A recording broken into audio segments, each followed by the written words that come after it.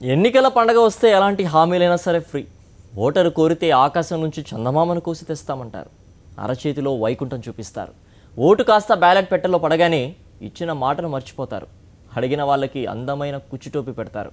ఈ మాయామర్మం తెలియని బేతాళుడు బీహార్కి ఇచ్చిన హామీ గురించి విక్రమార్కుని ఏం ఆరా తీశాడు?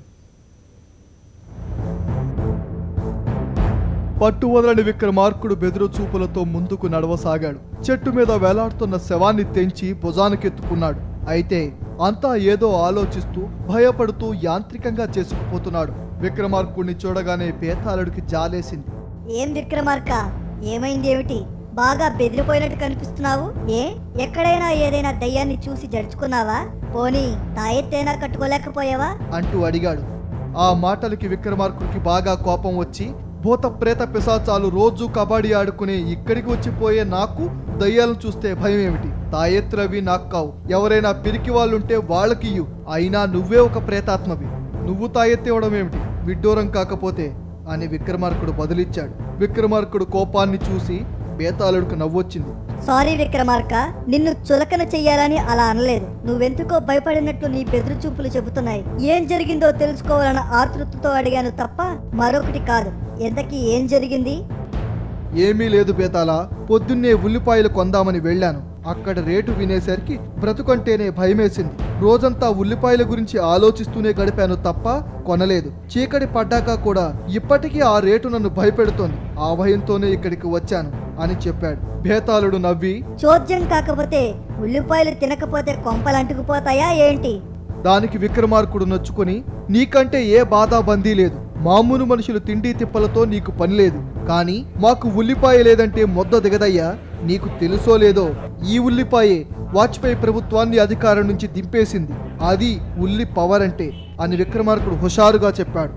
బేతాళుడు ఆశ్చర్యపోయి, సర్లే, ఇక ఉల్లి గొడవ పక్కన పెట్టు, పాయింట్కి రా. ఇప్పుడు నీకు నేను ఒక కథ చెప్తాను, సావధానంగా విను. విక్రమార్క, 2014 ఎన్నికల సమయంలో ఆంధ్రప్రదేశ్కు ప్రత్యేక హోదా ఇస్తామని బీజేపీ ప్రధాన అభ్యర్థి నరేంద్ర మోడీ తిరుపతి వెంకన్న సాక్షిగా హామీ ఇచ్చారు. ఆయన మాటలు నమ్మిన తెలుగు ఓటర్లు బీజేపీకి కేంద్రంలో అధికారం తెచ్చారు. అధికారంలోకి వచ్చి 15 నెలలు పూర్తయినా మోడీ ప్రభుత్వం ప్రత్యేక హోదా ఇవ్వలేదు. ప్రత్యేక ప్యాకేజీ అయినా సాధించుకుంటామంటూ టీడీపీకి చెందిన కేంద్ర మంత్రులు అంటున్నారు. బీజేపీ మాత్రం ప్రత్యేక ప్యాకేజీలు ఇవ్వగలిగే పరిస్థితి లేదని లీకులు చేస్తోంది. కేంద్ర ప్రభుత్వ ఖజానాలో డబ్బులు లేవని వేదరుపులు అరుస్తోంది. తాజాగా సైనికులకు ఒక ర్యాంకుకు పింఛనివ్వాలని ప్రభుత్వాన్ని అడిగితే ప్రభుత్వం దగ్గర నిధులు లేవని పెదాలు విరిచింది. ఈ సమయంలోనే బీహార్లో పర్యటించిన ప్రధాని నరేంద్ర మోడీ ప్రత్యేక ప్యాకేజీ, అదనపు గ్రాంట్లు పేరిట ఏకంగా 1,65,000 కోట్ల రూపాయల నిధులు బీహార్కి ఇస్తామని హామీ ఇచ్చారు.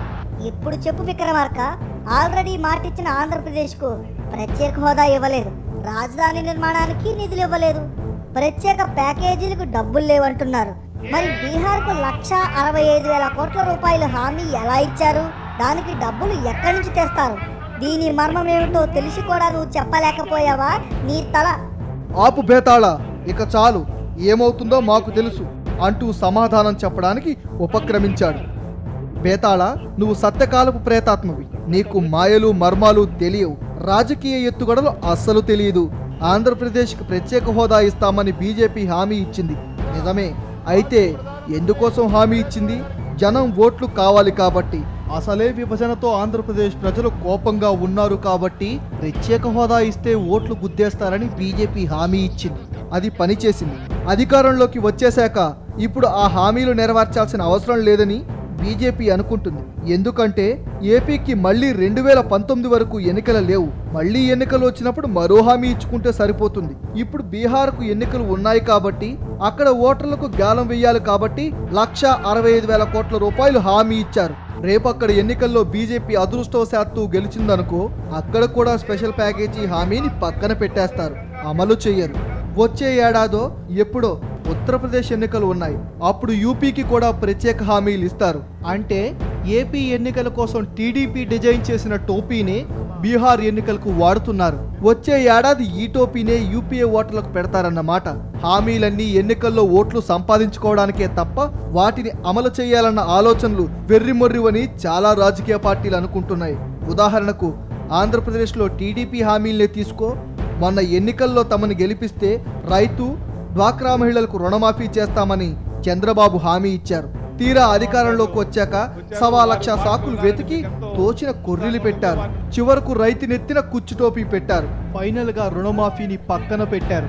రాజకీయ పార్టీ హామీలంటే ఇలాగే ఉంటాయి మరి అని విక్రమార్కుడు చెప్పగానే ఈసారి బేతాళుడు బెదురు చూపులు చూశాడు. విక్రమార్కుడికి నవ్వొచ్చింది.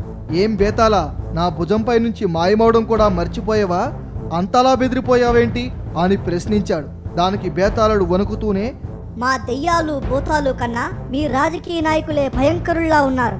వాళ్ళ మాటలు వింటుంటే నాకే భయమేస్తుంది అని చెప్పి మాయమై తిరిగి చెట్టుకి వేలాడాడు.